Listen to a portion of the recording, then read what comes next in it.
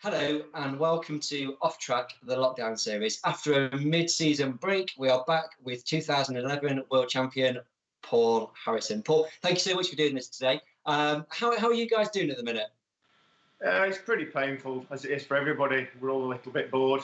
We're still working, though on a lot smaller capacity. It's a tough gig for everybody, isn't it? You know, we're trying to do our best. Obviously, weekends are something that we'd normally look forward to, racing cars.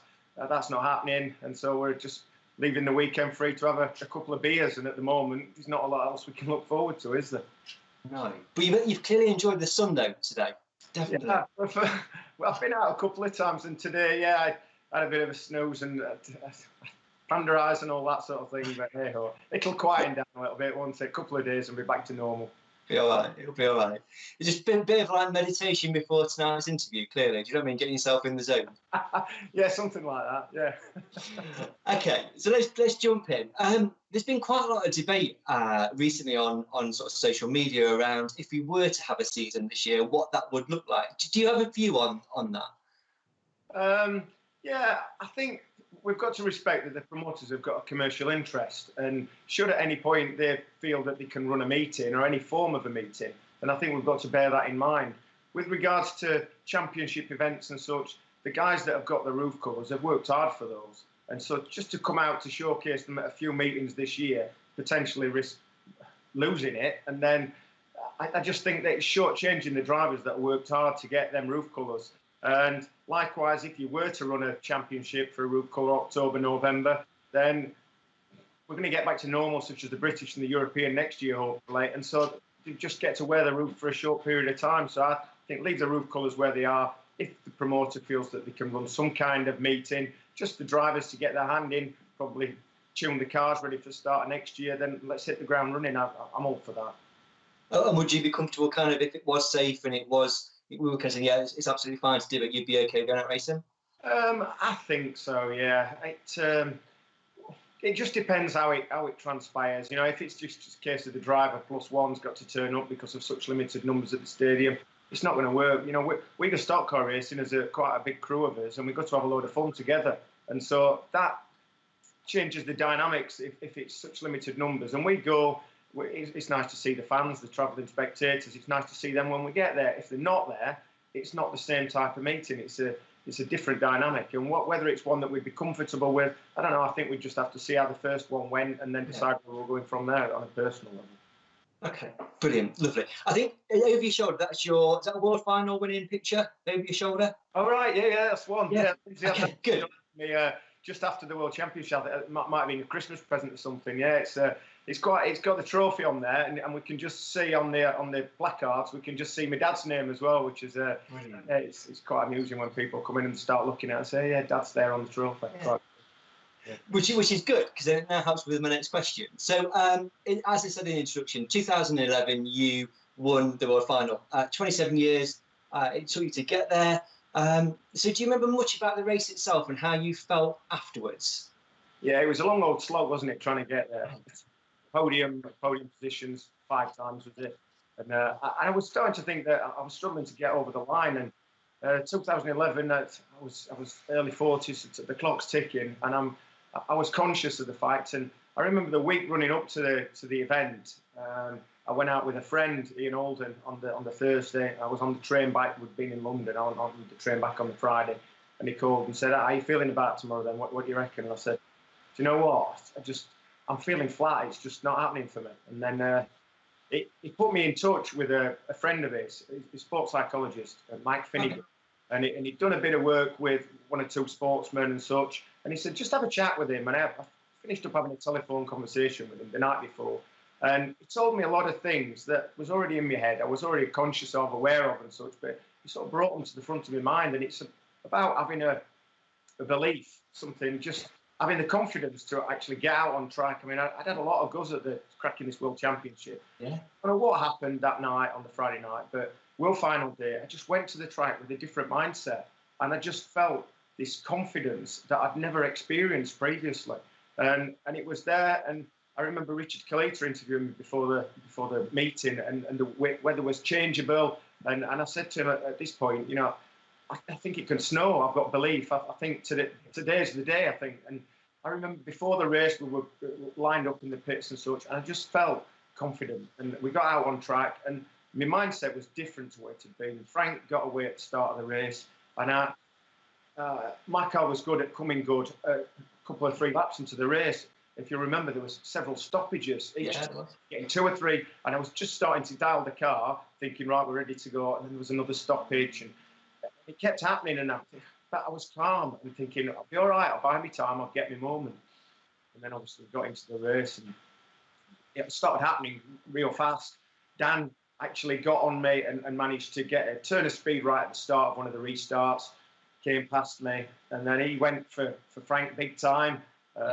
Frank rattled around the wall, and we both went past, and I remember Andrew went for Frank, and it was all happening, and just the adrenaline as we went over the start-finish line, I thought, here it is, and I managed to get a good shot on Dan, and got a couple of car lengths between us, and I just got the speed on the day. The car came good, second half of the race, just good enough to be able to keep Dan at bay, and it's an unbelievable relief, I think, the years of trying to actually get over the line, and then suddenly there we were.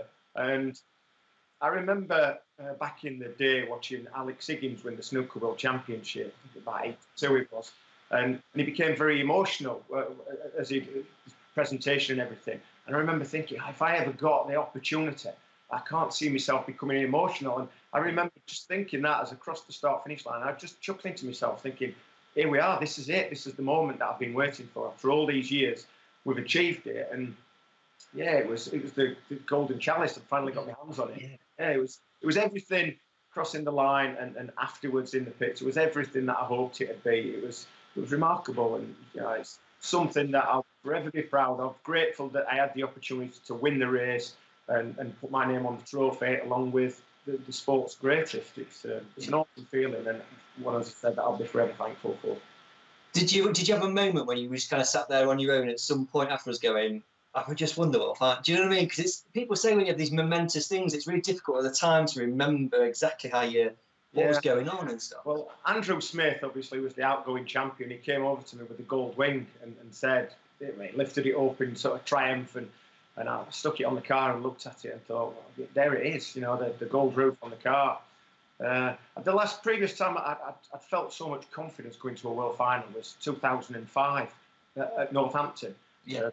When Frank won it, and it just went pear-shaped for me at the start of the race. I made a couple of good laps, and then it finished as quick as it had started for me. And I can remember I went on to win the meeting final afterwards, and there was speed in the car and everything. And I actually had, for Bradley at the age, I had a little scale electrics done with just a mock gold wing on it and everything, and kept looking at that and thinking, is it ever going to happen? Am I ever going to get to wear the gold wing? So when I did, there was no question of ever taking number 1. I was going to stick the number 2 on it, as I did, and I loved it. It was great. I didn't have such a successful year having won it. I almost feel as though I'd got to the top of the mountain, and maybe at that point we were still in the depths of the recession and such. So it wasn't the best time. Maybe a new car at that time then to hit the ground and maintain the momentum for the following season might have been a great idea, but just things didn't allow at that time. And so I just enjoyed wearing the gold roof. It was a great honour, and I'll forever look back and, as I say, just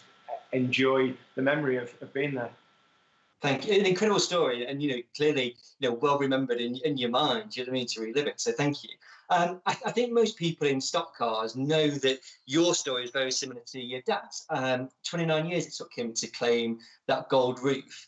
So how did you keep yourself motivated year after year, like trying to win the gold?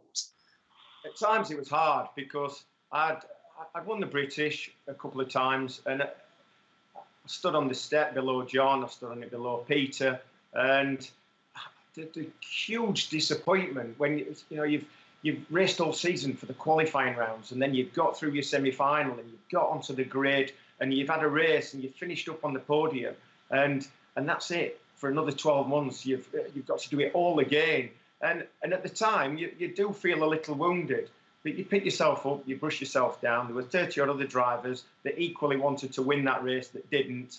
There's only one winner. That guy's going on to enjoy wearing the gold for the next 12 months. And you just think to yourself, right, you get your head down, get on with your racing. We loved stock car racing. We enjoyed it. And so it's right, let's do the same again. And we work towards the gold roof again for September, and it goes pear-shaped again, and you just brush yourself down again and think, right, we'll have another go next year. And there's always your mates, and there's people that, oh, well, there's always next year. The number of times I've heard that and laughed about it and thought, yeah, they are right. There is always next year.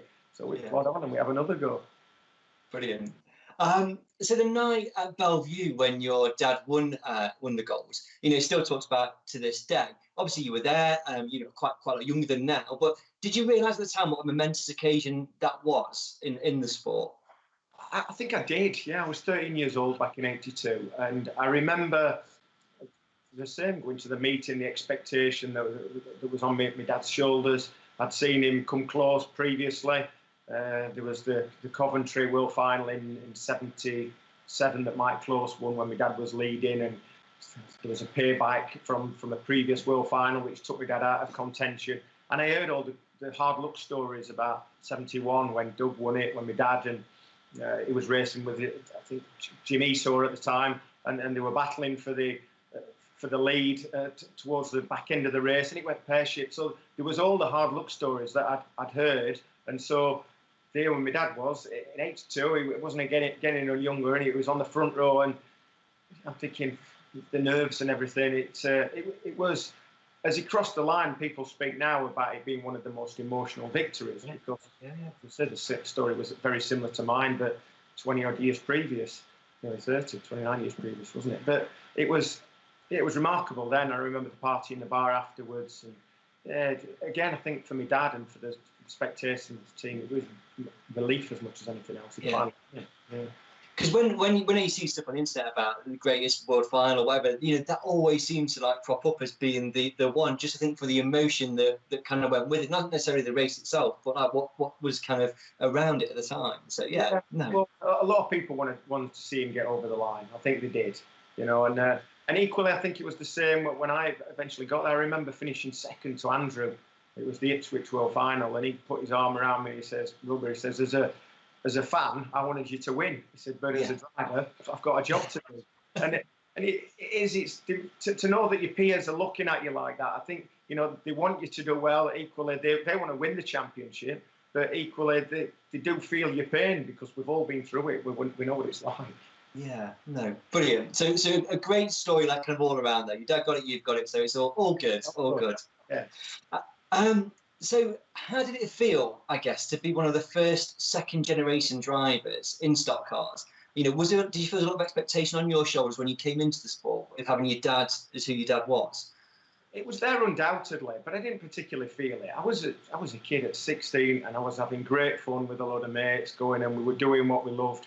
It just went from racing mini stocks to suddenly racing a Formula One stock car. And remember jumping in the car, and there were no practices like there is these days. You didn't go to the track during the week or anything. Even there were very limited, if any, meeting practice. I remember the first time I drove the car at speed was the heat at Northampton, 1985. Just strapped me in and off I went. And I can remember the power of the car. And don't forget, you're not driving road cars at this time. You're 16 years old. And it was phenomenal. And all the expectation on my shoulders of being, like you say, a second-generation racer. I was aware of the fact that they'd all be coming through, that Frank wasn't far behind me and that Andrew would eventually join the ranks. And I guess you'd be lying if you said you didn't want to be the first of the next generation to start winning things, but you just get on with it, and you take the good days and bad days. And fortunately, I think I was a bit more progressive than what some of the other lads were as they came in. They were probably a little bit more instant than what mine came. I did the first year, I think, as a yellow/blue, and then the second year I was blue top for the year, and then for the third year, 1988 it was, I became a red top at the very same meeting as young Frank, who only just joined the Formula at the end of the previous season. And carried a red roof, red to superstar throughout, and so I didn't feel the pressure. No, I didn't. I just got on with it and took it for what it was. Okay, and I guess you can't speak for Bradley, but obviously Bradley's come in. His dad is a world champion. Does he have that kind of similar mindset that you had? I'm in it to enjoy it, and I'm not bothered about. He does. He just gets on with it, does his thing, enjoys it. To begin with, I think I was probably a little too critical of him, and my dad was always with me. You know, after the meeting, if I'd made mistakes, so she'd be on my case and giving me grief, and it takes the fun out of the job because we're there enjoying ourselves ultimately. And there's nobody more of a critic than yourself. You know, your own critic. You know where you've gone wrong. Sometimes people pointing that out to you, it doesn't make it any easier, and it sort of takes the edge off the enjoyment. And so I tried not to beat Bradley up about his errors and mistakes. It's probably easier when I'm racing at the same meeting because I'm doing my thing, he's doing his, and so I leave him to it. And if he does well, he has a great race, then great. And if he doesn't, then hopefully he'll learn from his mistakes and make improvements accordingly. I think, like you say, whenever you give feedback to somebody, you know, if it's not great, people see it as a negative, don't they? So it's quite difficult, isn't it? But equally, you do want to help because you've got the experience to try and help people, haven't you? Well, that's why everybody says, I would have done something different with the benefit of hindsight. Well, we've got the hindsight. We're giving it to them. Whether they choose to take any notice of the hindsight, it's up to them. You know, it's everybody, when you get strapped in your car, you get out there and you do your best and you just do what you think's right at the time. Sometimes it is, sometimes it isn't. Yeah. You mentioned the British. So World final aside, you've won the British 4 times and European twice. Which one of those victories kind of stands out as the one that you're most proud of? Obviously, the World Championship, it was what it was. But previous to that, as you said, the British and the Europeans, when I won them earlier on in my career, there was no change in roof colour. You took the championship. You remained a red or a superstar, or even a blue top if you've been lucky enough to win it from that grade. It wasn't until later years that they brought in the black and white checkered for the British, yellow and red for the European. And so when I won the British in 2011, to actually get a checkered roof, a different coloured roof from the red or superstar that I've maintained for over 20 years, to have a checkered roof was a novelty. And added to the fact that it was a tremendous race, it's still talked about to this day because I qualified really well for the British itself. Started on pole and it just went pear-shaped for me on the first bend. I got caught up in the melee and dropped 14th. And at that point in the race, I'm pointing in the wrong direction, everything. So I managed to actually stalled the car backwards in the fence, but the momentum of the pack picked me up, sent me in the right direction to bump start the car, keep going, and then yellows came out and we got going and the car came really good at that time in the dry. It was mint, and I started making progress and thinking, all right, we're getting forward here, and we did. And there was another restart, and I was on Stewart, and then I got involved in a scrap with Dan and John Lund. I think Mark Woodall might have been there as well. And then I managed to clear them, and by the time I did, Stewart was best part of half a lap full straight. And I just got my head down thinking, oh, you've had a great British Championship meeting, second ain't too bad. And I started catching him and thinking, oh, we're making progress, so we're making it look like, you know. And then we got to about 6 or 7 laps, and I thought, I'm actually coming here. You know, there's a chance to get there before we do get to the checkered. And I suddenly thought, here it is. You know, as we were getting to the 2 lap to go about, I thought, we are going to get a shot. And so as we went past the 1 lap to go about, Stewart had just backed me up a little bit, I think, coming off the 4th turn to 1 to go. And I just thought, right, you know, we'll not leave it till the last bend because you've only got 1 chance to get it right then. Trying to have 2 bites of the cherry, and I stuck him up to the wall and he rattled around it, went down the back straight, and I looked in the mirror and a big cloud of dust, and I thought, this is Stewart we're talking about, and this, as big a gap as it is, I know that he's going to come and he's going to have a go. And I set myself up for the corner, into the corner, and I saw Stewart really was coming, and I just pressed again mid-corner, just that little bit, and it just took me away from his front bumper. Stewart, fair play to him, he did what he needed to do. He had an enormous dive, and I got over the line. And again, I was buzzing because it was the first time I'd won a championship in quite a few years, and the black and white checkers and such. That was a brilliant win. Yeah, really. Yeah, because I do remember he came from a long way back, didn't he? He came from a long way back on that last corner. It was miles back. You know, it was one of those. If he got me, and then we'd have potentially both finished up in the stands. But if he didn't go for me, he was destined to finish second. At least if he went for me, he knew there was half a chance that, or even a slight chance that he may get to the line before me. But unfortunately, he missed. and a great victory. No, it was brilliant, absolutely brilliant. So you have a reputation as being one of the nice guys in stock cars, and you're not necessarily known for over-exuberant use of your front bumper. Do you think that's kind of your driving style has held you back at all? I'm sure it has. Yeah, to be fair, if I'd have committed to be the same sort of aggressive driver that the greats within the sport have been and are, undoubtedly I would have won more. But would I have been any happier in how I race and the other things that I do in my life?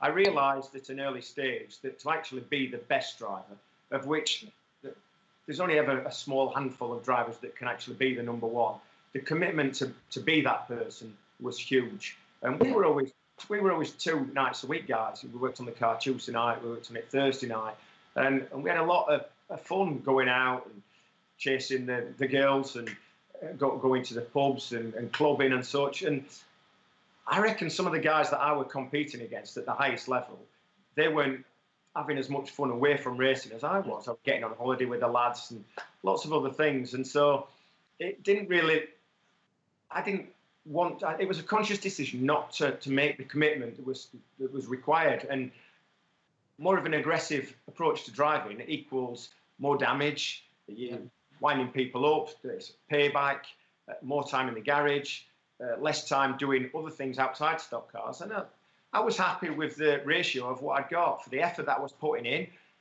in the week. We were getting to the meetings, we were doing well, we were having success, we were having a great time.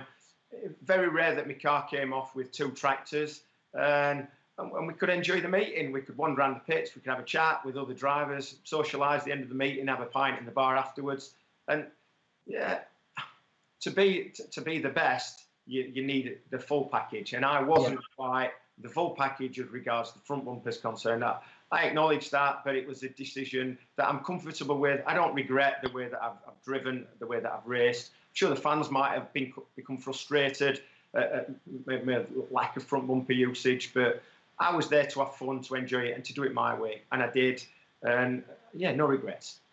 No, I think that's a brilliant answer, and it's really well explained, because it is, people can, watch a race and be critical of drivers, or they should have done this, should have done that, but actually you've just summed up, well, I'm stock car racing and this is why I'm doing it and this is my enjoyment, and I think that's brilliant. So yeah, thank you. As time went on and I became a family man and I'd got kids and I was intensely busy with the businesses, there was just so much else going on that I didn't have the time or the inclination to dedicate myself to be that top driver. I mean, I raced at a high level for a long time. I think 1995, it was a 4-way battle for the majority of the season between John Lund, Andrew, Frank and myself. And I think I spent a lot of the months at the top of the points charts. And it wasn't until October that I went to Jamaica with Anthony Flanagan, and they were getting married out there. And we went and we had the world final. I had a bad world final 95 at Hennesford, wrecked the car. But up until that point, I was there. And then I went to Jamaica, missed half a dozen meetings, and that was me out of the running for the Silver Roof. And that's the only season I think that I pursued it that year. And it's a long, hard slog. Fair play to the lads, to Frank that won it all them years on the trot, the commitment to win the national points the way that they did with the full season. And the way that they've altered things with regards to a reduced fixture in the national series and such. Great idea, different type of commitment, but yeah, it's all good for the sport, isn't it? Yeah, absolutely. I think one thing that's come out for me during all these interviews is if you want to be at the top of the sport, the time and the commitment you've got to put in, like week after week after week, it's just incredible, isn't it? And I just, hats off to if you can do it, I suppose. Yeah, some of the lads that they're in the garage all the hours, every night, most of the week, weekends, and they're committed and they deserve the success from that commitment that they make. Brilliant. Thank you ever so much for that. So you've been racing, like we said, since the mid-80s. In your opinion, what was the best era to be racing a Formula 1 stock car? To actually race the stock car, it's good at any time. Like I've said to people, that any form of motorsport, you strap yourself to a lawnmower and go lawnmower racing. It's exciting as a driver. You're going to have a great time. It doesn't make for a great spectator sport at times. Lots of different formulas. It's a choice of which type of formula you choose to follow. But as a driver, get you strapped in the car, behind the steering wheel. It's great fun. The 70s, talk about the golden era. I don't remember too much then. I was just a little kid. But when I started racing mid to late 80s, it was good racing. There were some fantastic names at the time in the sport. And to race against them guys that I'd been watching as I was growing up was amazing. And I enjoyed that. And then as we got to the 90s and I became a little more committed, we got better cars and such, and we're racing against a different ilk of drivers, and that was great. I mean, you look back and they were the racing was different. You could argue that there wasn't as much intensity with regards to bumper work, specifically at the start of a race. You watch at the start of a race now, and everybody's at it. You know, it's go from the drop of the green. Whereas back in the day, perhaps not so much. You know, get the likes of John. I can remember him starting a race, and you'd sort of shoot off head down, a young exuberant bull to get out of the gate, and John would just be putting his goggles on, and then he'd catch you up, he'd come past you, and I reckon perhaps in the day there might have been more respect between drivers. There was sort of it's not a gentleman's agreement as such, but you just sort of let yourselves get into the race. Where these days it's high intensity right from the drop. You've got to have your wits about you, and it's a different spectacle. It's a different. The formulas have evolved as we've come through the years. There's more sideways action perhaps now than what there was. It's different. Everybody from each era will think that their era was potentially the best from when they first started watching it. I guess it's down to opinion, but as a driver, no, I've loved it right the way through. Brilliant. I think just picking up on what you said about like now you've got to get going. I was talking to Matt Newsom and he was saying that like at Skegness you've got 36 cars on the grid for a final and everybody's got as good as machinery as you have. So you've got to get going at the beginning, otherwise you're going to be nowhere in a final. So you can't just take your time anymore. Dead right. The low grade drivers have got some fantastic machinery. They've got good tackle, and so to actually catch them and to keep the quick lads behind you, you've got your work cut out. It's hard work. And you see them chasing off. The cream does genuinely rise to the top. You'll get your fast racers that might come in as a low grade with fantastic machinery. They'll be yellow or blue, but get them to red tops, to superstars, and to do it week in, week out at the highest level, to keep getting to the front, to winning races, to scoring them big points. There's a lot of commitment and there's a lot of skill. We've got some good drivers in the sport. There has been throughout. And when you look at the likes of Tom and Ryan, they're going at stateside and they're doing it out there. The things that Tom was achieving in the sprint car and mixing it must have been surreal for him. Stood on them podiums as he's got one of the quickest qualifying times. It's surreal. We've got some amazing talent within the sport. Absolutely. No, we absolutely have. During your career, is there one particular driver you've always wanted to be on track? It never really happened for me. That Peter was a mate all through growing up, a bit older than me. He was good. He came into the sport and he won the Gold Roof at a young age. So he really did set the standard for where I wanted to be. Never achieved his greatness and felt that to some extent I raced in his shadow.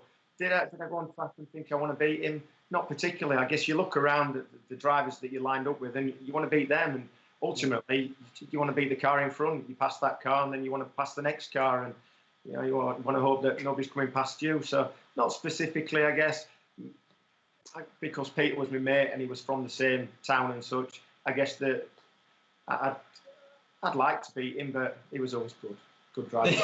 I got my work out trying to beat him. But sometimes you did though. You did sometimes. Yeah. Yeah, it did happen. He was totally committed. He got on with it. We'd go out together, and we'd go out on a Thursday night and a Friday night, and then Saturday he'd do the goods. He'd be the one winning the final, and as I say, I stood underneath him on the rostrum on the World Final, and he just looked down and he said to me, "Do you want to just stand up here and see what it feels like?" No, I'll stand when I've deserved it. When I've earned it, and it was a few years before having stood beneath him. I actually did stand on the top step, and you do sometimes. If somebody had said to me at the time, I think the first time I stood on the second, it was '93. If somebody had said to me, it's going to be another 18 years before you ultimately do stand on the top step, whether I'd just chuck my hat in and say, "Oh, I'll tell you what, I don't know if I can do that at that time." Yeah. But we enjoyed sort of the experiences in getting there. But you said, that's a huge period. It's 18 years. That's like a baby to an adult, isn't it? You know what I mean? That's massive, yeah. '93, I stood below Peter, yeah, and then on the top step in 2011. So it's long. And then I went again, 2096. I think I was stood underneath John, and John said to me, "You'll get there one day." I think he felt my pain back then, but somebody had said to me at that point, "You've got another 15 years to it." It's a long time. But yeah, hey ho. Whenever I'm walking around the pits at a stock car meeting, I often see you doing the same sort of thing, and particularly when a car's dragged off in bits, you tend to be there. Is that so you can lend a hand if they need to, or are you just being inquisitive? Well, as much as anything, when you go to a stock car meeting, you are a fan. You know, we race the cars, but we are the fans. So it's no coincidence that when you get to the back of a transporter, there's a huge crowd there because the crowd are interested. They want to see. As another driver, yeah, you want to get that driver back out. We're a great bunch trying to help each other out. If there's something that you can do that's likely to get them back out on track, or if there's a part that they might be missing, or anything, all the drivers are like that. You know, we spend a lot of time helping each other, chatting with each other, and if we can do something to get somebody back out, we know the effort that's gone in by the whole team during the week to get the car there. So at that meeting, you want to see that driver back out on track. So yeah. And also, we're a bit nosy. We like to stick a nose over and see what's happened, just like the rest of you. Getting all the gossip, is that what you're doing? Obviously. You've publicly joked in the past that you don't really do much work on your cars. How true is that? I have laughed and joked about it. And as I said earlier, Tuesdays and Thursdays were stock car nights. At times, if we can just do it on a Tuesday, which we've done more recently, then that's what we'll do. But as a team, we're all in the garage. We've got our jobs that we crack on with, the repairs to do, the nut and bolt checks that everybody's aware that goes off in the garage. And we do it as a team. We're all in there. We're all in there together. We have built our own cars in the past. Going back into the 90s, I think we went through a period of building 5 cars. It wasn't until I had my first car that I bought, I think, would it be 2000? Frank built a tarmac car. Yeah. And even then, after we'd bought cars from suppliers, we still set them up ourselves. We still were in the workshop, sorting the corner weights out and axle positions and all that. So, no, we've done plenty of our own thing. It's just that it's a bit of a giggle amongst the drivers that I don't spend as much time in the garage as they do. But then the team, the whole lot of us, none of us are there for 5 nights. We all just do it in 2 and preferably 1 if we can. Yeah. So you do work on the car. So we dispelled that myth. Dispel the myth. It's not true. Yeah, we do it as a team, all of us. We're all in there. Yeah. After being filmed for Gears and Tears, you didn't make the final cut, which aired on the BBC. How long did it take you to get over that disappointment of not being on television? To this day, yeah, I'm devastated. No, I think the idea behind Gears and Tears was that they needed to make a programme that appealed to the viewers, and I think the entertainment team there was a stock car fan amongst the production crew that was told that, look, you need an angle, and the angle was the rivalry between the Smiths and the Wayne. They were only doing a series that was half a dozen episodes or something like that, and so they got to maintain that rivalry and equally bring in 1 or 2 characters within the sport, and there are plenty of big characters within the sport, and the people that were on the programme, they were great. Now, I suspect whether they actually earmarked me early doors to be on there or not, I don't know, but they came and they did some filming at our home, and they did some filming at my holiday home down in Norfolk on the beach, and they perhaps realised that my commitment wasn't quite what they wanted to portray, and I think they probably only filmed me because I had a few good meetings. I qualified well for the World Final. I think I was on the 2nd row for the World Final, which ultimately they were working towards, and perhaps thought, hang about, we haven't got him on camera. We need him on camera. Should he go and win this thing? And I think, and then I got 3rd in the World Championship, and as you say, I didn't feature, but no, I did get over it pretty quick. Don't worry. There you go. there is a bit on the outtakes, though, isn't there? If you go on YouTube. So I enjoyed seeing that, and I actually contacted the production crew afterwards, and I said, "Is there any chance you can send me our bit of feature?" And they sent me that across, and it was good viewing. I think they should have stuck me in there, but they didn't, and they can't stick everybody in. I think the fairists, I think equally they've done a little bit for the cameras. They didn't make it, but we soon get over things like that. Good. I'm sorry to bring it back up, just in case. That's all right. I'll give you. So you could bring back any track to race at in 2021 that would no longer race at, or you could have a purpose-built track for 2021. Which one would you choose? Oh, it's got to be Coventry, hasn't it? We all loved Coventry. As they say, it was the mecca of our sport. We loved getting to the stadium, the build-up, the meeting of the fans. people that perhaps didn't do a lot of other meetings, they would be at Coventry. There's a lot of spectators from days gone by that would be there. And don't get me wrong, you know, it's easy to look at Coventry through rose-tinted glasses. It had its faults. You know, the stadium owners at some point had done a bit of investment, but it was getting a little bit rough around the edges. It needed bringing up to date, to be fair. I guess just around the corner they could see where the job was going, and so at a point we think, well, we'll pull the investment plan and we'll just let it run its course. And it was a brilliant track. I loved racing there, as I'm sure the majority of the stock car clan did. And so I'd love to take Coventry back. I don't see there being a chance. Equally, a new stadium, state-of-the-art stadium, yeah, great. Let's have one with the facilities and such that people want and need. It'd be awesome to have a self-built stadium, but the amount of investment that'd be required, you're going to have to go and pay, £1 million for the land and a couple of £1 million to develop it. It's a huge investment, and then you've got to make the stadium work and such. It's a tough gig for somebody to actually put their hand in the pocket and go out and do that. Not only has he got to be a huge fan, he's got to be a tremendous businessman to make that plan work. Yeah. So I guess, is there any, when you retire from racing, have you had any thought about actually, you know, do a Rob Speak style and go off and be promoted? Have you thought that, or is that something you kind of? No, not for 1 second. I look at the Speak family and what they're doing with Skeg, and I think it's remarkable. You know, the investment that they're turning back into the stadium, it's great. You know, it's good for the spectators, it's good for the drivers. That bar area and such that he's got, it's brilliant. It's what spectators want, and it's how things should be. You know, we like to think that with the effort that we've put in to get in our stock cars and our transporters and such, the huge effort from the whole team to get there, it is nice to see that the promoter is keen in reinvestment. And so with some of the promoters that are tenants of the track, they're not the stadium owner, it's a tough gig for them to actually make that investment when there's no certainty that it's going to be there forever. And so they're making the best of what they can. But Kings Lynn, when we turn up at a Kings Lynn meeting and you can see the track prep, the preparation that's gone into it and such, it's a huge undertaking. And they've got the domestic formulas that they're running around Formula Ones and such. And they're not just Formula One fans, they're fans of all the formulas that they show. And it's a huge commitment. Stock car racing is my hobby. Ultimately, I'm a haulage contractor. We have a maintenance facility, and I have interests in construction and property development with my companies in Norfolk. And so, becoming a stadium promoter is not high on my list of priorities. Blokes that are out there and that they're doing it and they're reinvesting, and we really appreciate it. And I'm sure the spectators do too. Yeah, no, absolutely.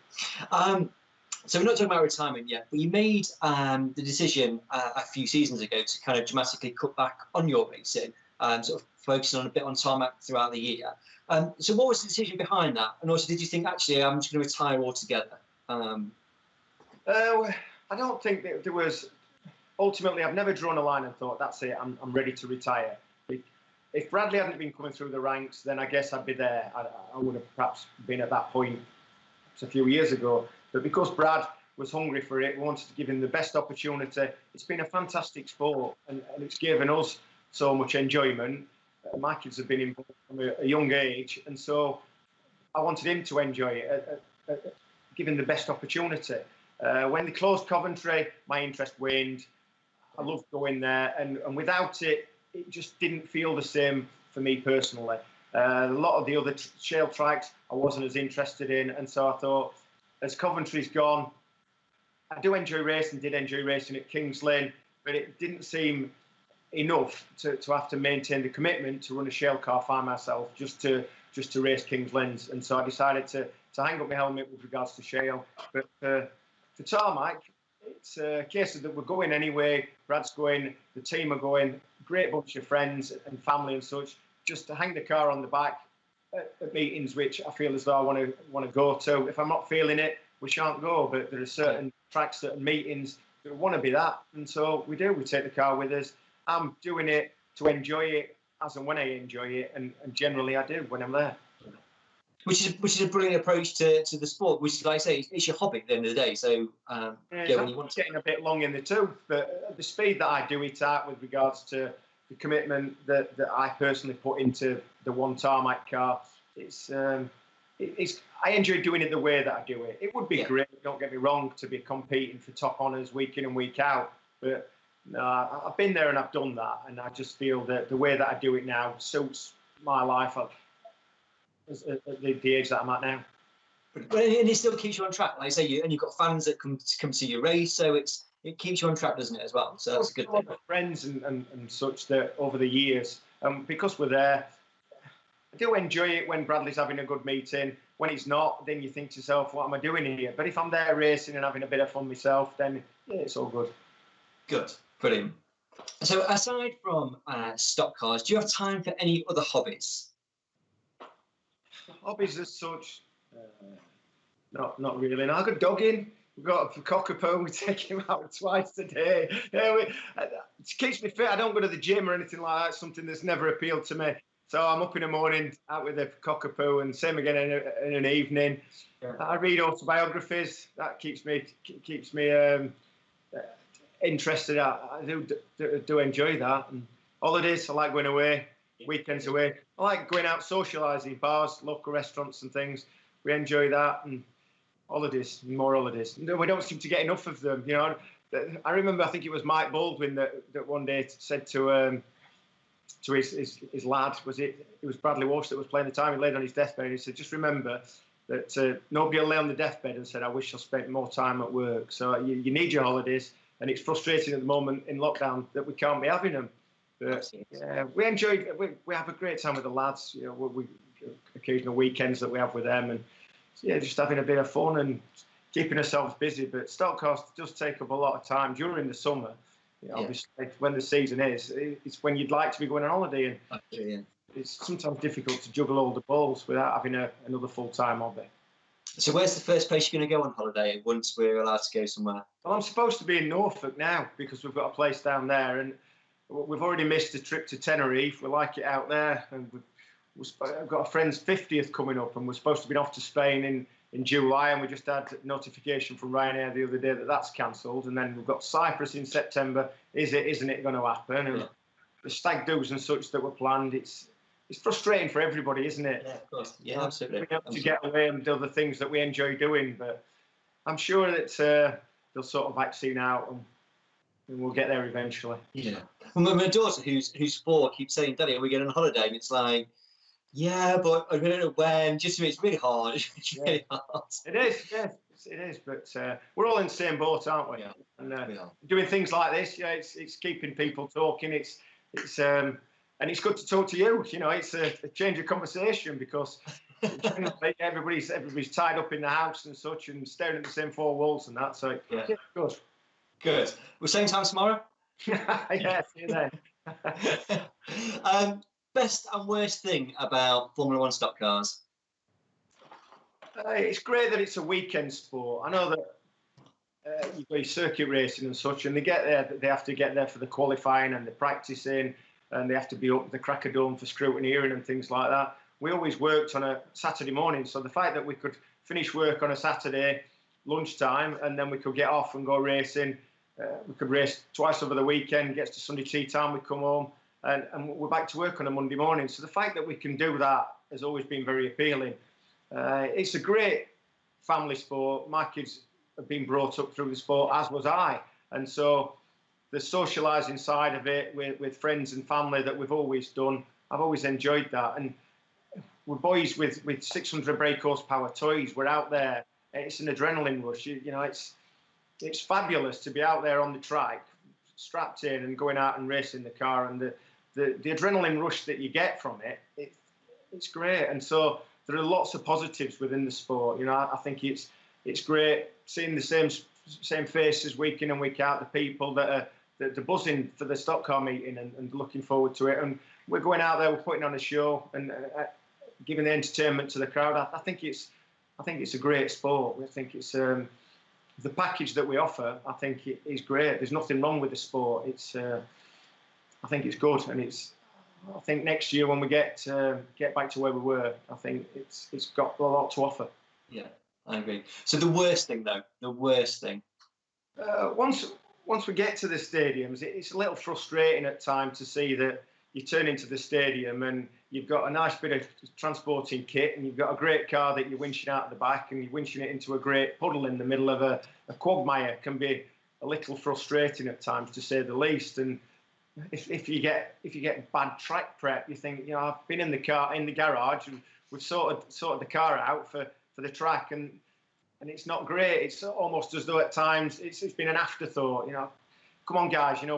You want the spectators to get the best from the spectacle. Well, give us a good surface to race on. And yeah, when you've been and you've had a mucky meeting and you're scraping all the shale off, and then that's in the yard when you're washing it down, it can be the mess that leaves behind.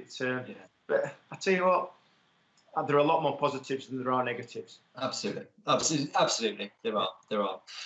So you wake up tomorrow morning after this interview, and you've been appointed the one person in sole charge of Formula One stock cars. What's the first decision you're going to make? What's the first thing you're going to do?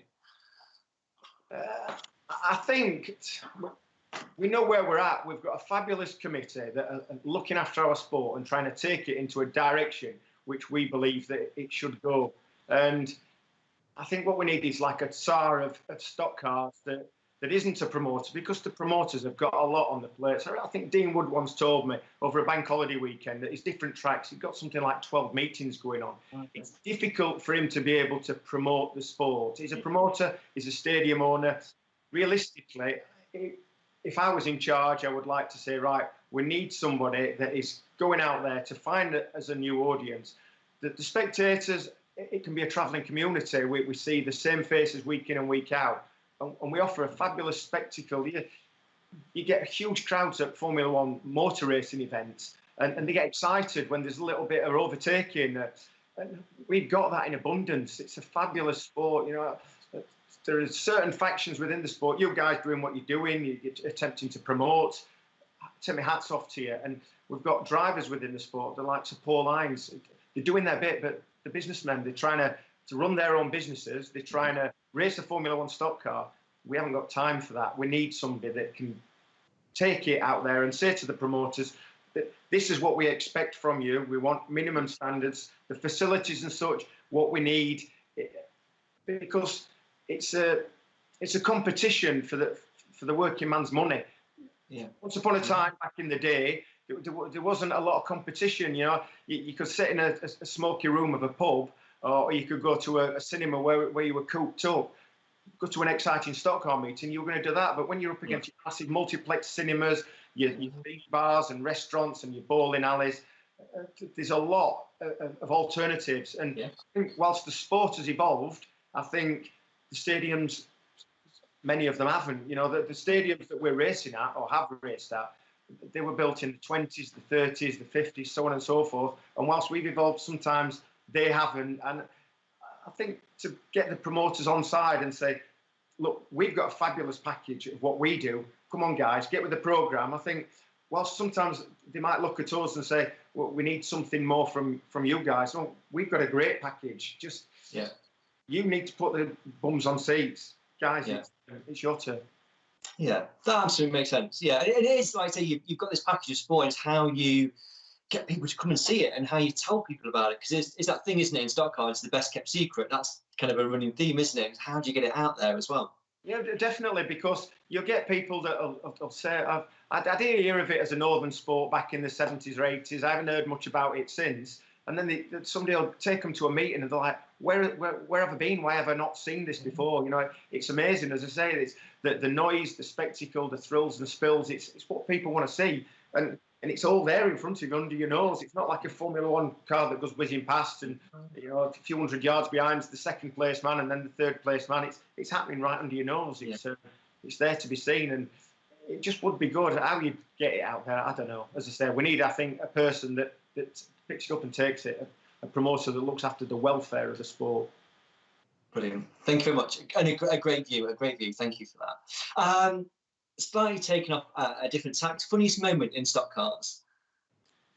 There have been lots of funny moments, undoubtedly. I remember one. It was 2002 European Championship at Northampton. I made a complete ash of the last lap. I'd caught John up. about 5 or 6 to go. And as I was sat behind him, I should have dealt with him before the last lap. But he got so much experience, and I didn't. I made a complete mess. And going down the back straight, John had the brakes on before we got to the corner. He went up the curb. I did, followed him up the curb, knocked 2 shockers off the car, flattened the tyre. And we were up on the presentation afterwards. John had won it. I finished second. Mark Gilbank, I think, was third. And I was busy telling Mark about me hash of getting to the last bend. And meanwhile, I'd peeled the champagne foil off and taken the wire off the top. And as I'm talking to Mark a bit enthusiastically, I think it might have been Barber that was filming it. And as I'm talking, the champagne cork shot out and hit me under the chin, nearly blew my head off. I thought somebody had socked me one. And I'm sure it's out there somewhere. People, it would definitely be a Jeremy Beadle type moment for somebody to win a. Absolutely. But when I was in New Zealand at the time in the early 90s, it was habitual for when we got involved in an incident on our tracks that the driver would take his belts off and he'd get out of the car and jump over the fence to safety. When I was in New Zealand, nobody told me that they didn't do that, and I was stranded halfway down the straight, sideways on, and I just thought to myself, I'm not sitting here. We're in New Zealand, and somebody comes at me at full chat and hits me sideways, and I'm going to know about it. So, belts off, jumped out of the car onto the concrete wall. And what I didn't realise that on top of the concrete wall there was a 20-foot catch fence. So I'm climbing up the catch fence while the race is still going on, and everyone thought it was hugely hilarious, and they called me a pom on the run. And I think for the actual comedy factor, I think it got more attention than the race that was ensuing. Yeah, well, there was a mad Englishman climbing a catch fence. What was it? Yeah, that's right. Yeah, don't you? Brilliant. What's the one thing that you hate that everyone else seems to love? We're talking away from stock cars here. Yeah, anything. I don't get the Nando's thing. The kids took me to Nando's, and I went in one time, and I didn't get it. I thought, what's the fuss? It seemed to me like an overpriced McDonald's. You had to go and order your food at the counter, and then you had to go and fetch your own drink. It was chicken and chips, and I was paying a fortune for it. And I thought, that's not me. And I get it. I get the Nando's thing. I don't get it myself. Genuinely don't get it. Is there any, back to stock cars, is there any driver from another formula that you would like to see come in and race Formula 1 stock cars?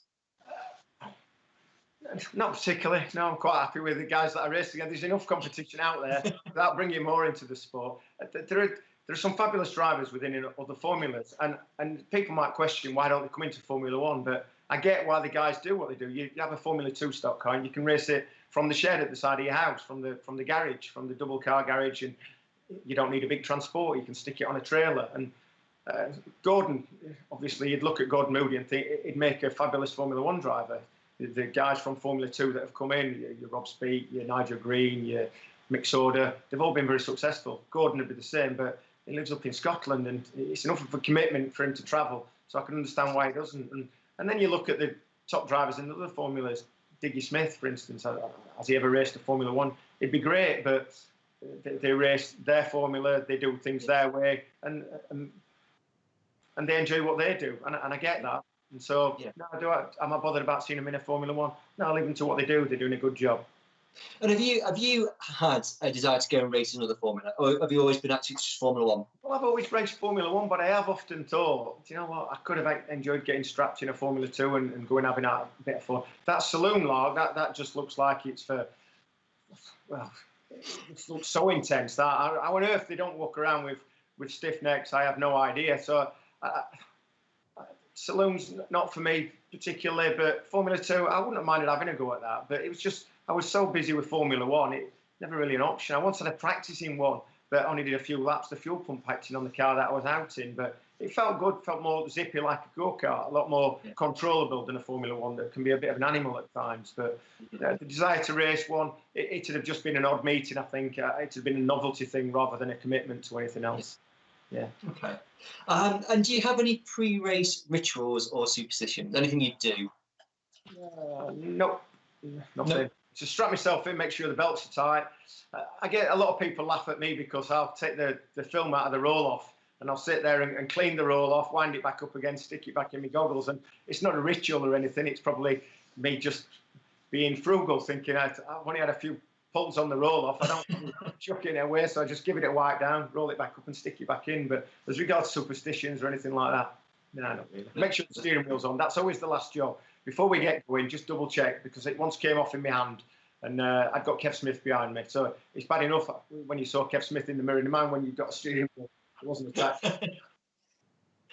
So obviously you've been racing quite a while, and you've been involved in races where there's been lots of race stoppages. So when you kind of sat there ready to go again, and there's a big delay, what are you doing? What are you thinking about? Just yeah, you have a look who's around you. You think to yourself, you weigh the job up. But planning a Formula One stock car race is never the best idea, because when the green flag drops, anything can happen. So you just want to get forward, I guess. You don't worry about what's behind you so much. It's how fast can I get forward as quick as I can. And no, you're not particularly thinking much about the race. You might just sat daydreaming, I guess. Be all through your mind. Sometimes somebody might walk past that's in the crowd, and you give them a wave, and somebody shouts you and wants you to put a thumb up, or a kid that wants a bit of a wave or something. Yeah, try not to take it too seriously. Yeah, brilliant. So you haven't got a magazine down there that you get out and have a bit, no? No, and now I'm at the stage where I need reading glasses, so that'll be no good to me, because I don't need them to race in, but I need them to read. So the magazine I think, was it Nigel Hardy that was taking his phone out? I think he got dogged for it because he was tweeting mid-race yellow flag type scenarios, which was great for the thing, but I guess for concentration levels, not so ideal. So stock cars and kind of life, what incredibly common thing have you never done? Never smoked a cigarette. Just never interested me in the least. I can't see why people can be bothered with it, but still. Netflix, I've never had time for that, so I've never watched Netflix. Your programmes, the Game of Thrones, never seen an episode. Lord of the Rings, Downton Abbey, no. Walking Dead, no, another one I haven't seen an episode. Downton Abbey, I've said that one, haven't I? Breaking Bad. I know that a lot of people are into them box set type things. Peaky Blinders, I've never even watched that, and then I was invited to a friend's 30th birthday party, and the theme was Peaky Blinders. I knew nothing about it, and I watched it and became addicted to it. So I guess it's a worry that you get into these things and then you can't put them down. And so I watched the box set of Peaky Blinders and then couldn't wait for the new series to start. So I try not to get into them. Okay. Yeah. But you've got a bit of time on your hands at the moment, though, so maybe it could be something to do. Oh, no, I'm not going there. Same with the soaps. I used to watch the Emmerdale and the Coronation Street and such. And then I got to a special birthday last year and I thought, you know what? Life really is too short to be worrying about what they're doing on screen. And you can sometimes take some of that negativity on board with you. Yeah. And it's like some of the social media stuff, isn't it? Sometimes it's not great. You know, if you think to yourself, some of it is great, but there's a lot of things that you think, no, it's not the best for people. They can see posts on your social media and want to aspire to be that people. That is it real or isn't it? And then that puts pressure on people to want to be a certain way. I don't think a lot of that's healthy. I think no. Live and enjoy your life. Don't try and make it into something that it isn't. Just live your best life. I like that. So this is going a different route now. You're giving like life advice. I like this. Still now, aren't I? Yeah. Brilliant. Keeping it topical, if you had to choose one current, one former Formula One driver, and a driver from another Formula to self-isolate with, so it's just the four of you, who are you going to choose? Well, which other Formula? You've got so many that I guess I'd be better off having a stab at one that's done most of them, and that's Ian Higgins, because he's absolute great fun. I've known him for a long time. Have you seen his diary of what he's been up to in lockdown? That man he's like a machine, because he's more or less completely rebuilt this house. He must have run out of jobs to do, so he'd be great to have on hand if any jobs needed doing. And he likes a beer, he likes a party. I don't know if he can cook, but he can seem to do everything else, so I should imagine that he can. Past driver. Ian Holden, he raced Formula Ones for a very short window. with Dan Johnson. He got up to superstar. He's been a great friend for a good number of years. And with busy lives and such, we don't connect and we don't touch base with each other often enough. So it'd be good at this time. Well, we've got a bit of time in our hands to touch base and just spend a bit more time together. And another one for the same reason of a current driver, Will Yarrow. We grew up together back in the day. We had some fabulous holidays together, and it'd be good just to get back and chat about old times. And they all know each other, all three, so it'd be good. We'd have some fun. We all like a pint, and we all got stories to tell. And we'd be all right between us, the four of us. Yeah. Sounds fantastic. Sounds brilliant. It's really good. Yeah. But Ian Ings might be too busy, like renovating York or something by then. So I don't know. Hey, it's amazing, isn't it? He's just got such an enthusiasm for everything that he does. He just puts his heart and soul into it. Does a brilliant job at the minute with the stocks cart. So he went out in Andrew Smith's hot stocks years ago, I think, at a Scunthorpe, and won Eton final in his first meeting in hot stock, and he raced the Rebels, and I'm sure he's raced Formula. He raced Formula 2s for a while. He's been out in Outlaws. He's got a fabulous energy about him, Ian. He's good fun to spend time with. Brilliant. What one piece of advice would you give somebody who's coming into stock cars that wants to be a world champion? I think it's a case of, certainly from my experience, is don't give it up. If it's your dream to get there, then keep going. Don't give it up. And at times, carpe diem, seize the day. When you get an opportunity, don't give it up. Rather than waiting for it to happen, sometimes make it happen. And if it goes wrong, pear-shaped, for whatever reason, don't regret it afterwards. Be confident in the decision that you made at that time, that you made that decision. It's in split seconds that you did it for the right reasons. Don't regret if it goes wrong. I think at times I was guilty of letting the occasion get to me at a world championship. It is obviously a massive event and spectacle, and you're bound to feel the pressure. But if you're there to try and be world champion, the chances are that you're good enough to get there.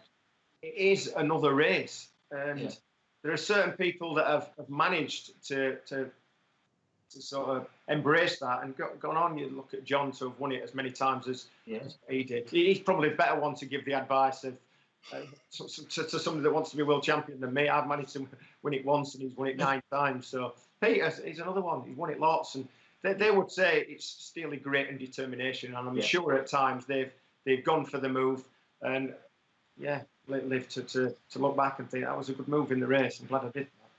Yeah, brilliant. Thank you. So you mentioned John Lund. So is he in your top 3 drivers of all time? How could he not be? Yeah, it's all through the decades. 80s, I raced against him in the late 80s. Just his first World Final victory in '87 was my first World Final. Started, I think, 6th. I qualified in the semi. 7th, I finished in the World Championship, and he went on to win 9 over a handful of years. And what an amazing driver, and what he's been through with regards to how busy he is on the farm. He'd sleep going to meetings because he's been up milking, and then he'd get there, and like we said, sometimes he'd goggles on after we've all set off, he'd chase us down, and his victory is the way that he's won races. He's been a tremendous driver, and I've got a lot of respect for John. Fabulous family. Stuart Smith Senior, how could you not put him in your top 3? Because I think he was ahead of his time. He was an innovator. He brought the first Chevrolet in, lapped everybody up to 2nd place allegedly in the '69 World Final at Bellevue. He was streets ahead, wasn't he? He was just amazing. And to win the amount of finals that he did on an annual basis, 50-odd finals in a season, 1 in 2 through the season, it was just incredible. And how could he not be in anybody's top 3? I guess when it came to your 3rd place driver, it's opinions, I guess, and they're divided amongst fans and spectators of who they support. There's quite a few contenders of who you would pick, and say you could argue and justify many drivers that would occupy position 3, but for me, it'd be my dad, because he was my idol. I grew up watching him, enjoying watching him race, and where your likes of Stuart and John were fabulous engineers, innovators. They brought so much with regards to technical advancements of the cars and such.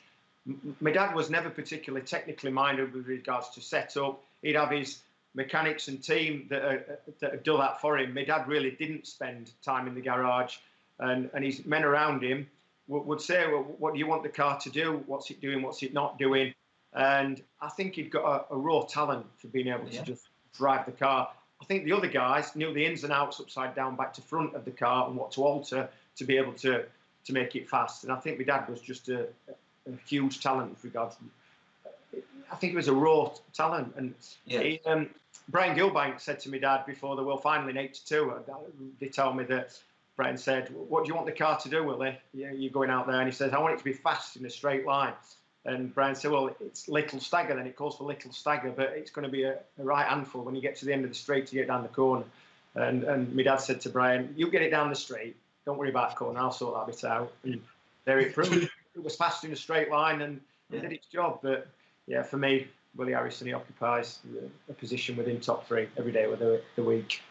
Brilliant, Paul. I think that, but like you say, that's to be able to describe to somebody, this is what I want my car to do, and that's a real skill as well, isn't it? Like I say, as well as being able to drive it, to be able to describe that's very hard to do. There's some fabulous innovators within the sport. I never was. I built cars, and when we did in the 90s, they were run-of-the-mill copies of the types of cars that others were racing at the time. But when you look at some of the innovations that people have brought into the sport, they've become fabulous engineers.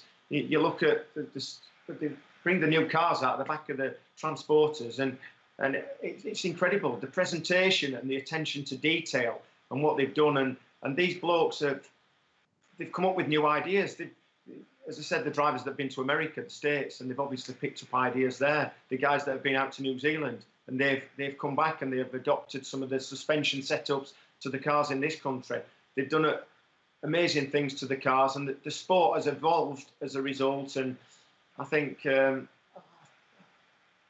accessibility that the spectators have got with our Formula, I think, is amazing. The fact that they can come into the pits, they can see the transporters, they can see the cars, they can mix with the drivers. I think it's a fabulous attribute of our sport, and long may that can continue, hopefully, within the realms of health and safety and such. But I'm sure that's something that the spectators really do enjoy. Yeah, absolutely. And I think, like I say, whenever I've brought anybody new to stock cars and you've gone, let's go around the pits, and they're like, what, we can go in there?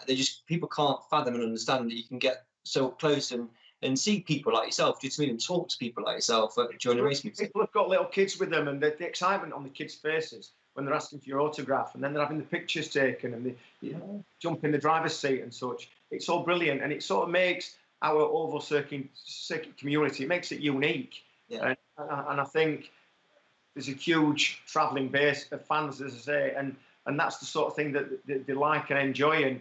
And week in and week out, there are people that make themselves known to you, and they become familiar faces and friends. And then there are other people that just go and they enjoy, and it's not until at some stage they'll approach you and, I've been a fan for years, but I didn't feel like as I was confident enough to approach you. And the majority of drivers in the pits are more than happy to spend time.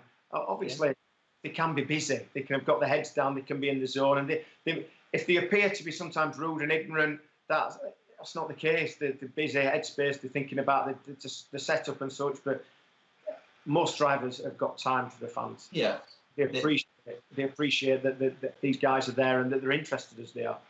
Yeah, and that's absolutely, like I say, a great advocate for the sport. Yeah. And finally, what does the future hold for Paul Harrison, stock car driver? Nothing different, I guess, to where we were last year, where we aim to be this year. Bradley is the main focus of our attention. I'd like to get him up to speed. Myself, I'm just happy to hook it on the back of the coach and go to meetings that I enjoy racing at.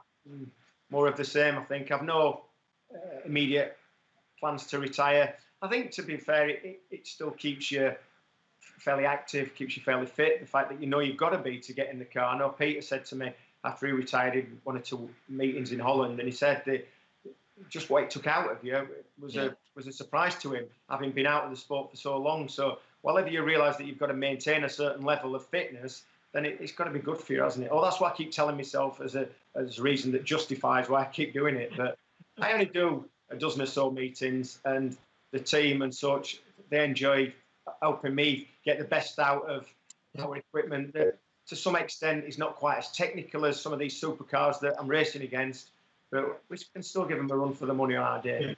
Yeah. Absolutely.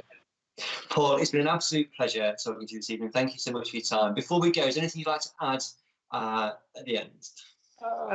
Thanks to my team, who are a great bunch of lads, and we've been many of them have been with me, the second generations, and we have great fun, and we love spending time together in the garage, the bants and such. When we get to the meetings, trying to get the best out of the car and socialising in a group. And yeah, thanks team, you do a great job week in, week out, and we really do appreciate you guys. And equally, the fans and spectators, thank you very much for keeping coming and showing your interest in the sport, and to yourself and Jordan for doing these videos and such, that I do believe is maintaining an interest for the fans, and I hope that they're enjoying the videos you're putting out there.